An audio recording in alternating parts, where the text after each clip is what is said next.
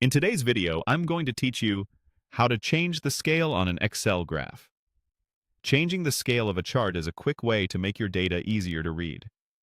Maybe your values are bunched up at the top, or there's too much empty space below the smallest number.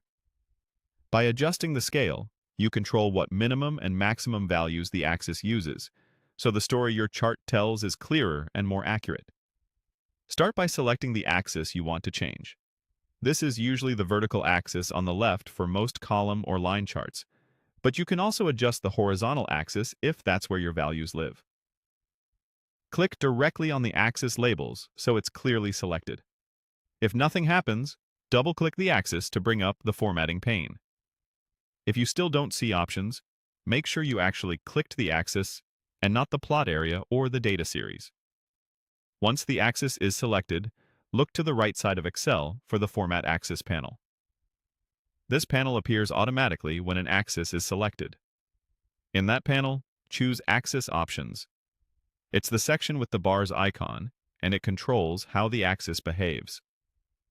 If your chart has multiple axes, confirm you're on the right one by glancing at the title at the top of the pane.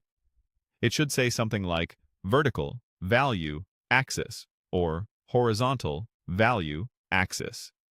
If it doesn't, click the axis you want again, and the panel will switch to match your selection. Now go to the Bounds area and set the minimum and maximum values you want. These numbers define the lowest and highest points the axis will display. For example, if your data ranges from 45 to 83, you might set the minimum to 40 and the maximum to 90, giving the chart a little breathing room while keeping it focused.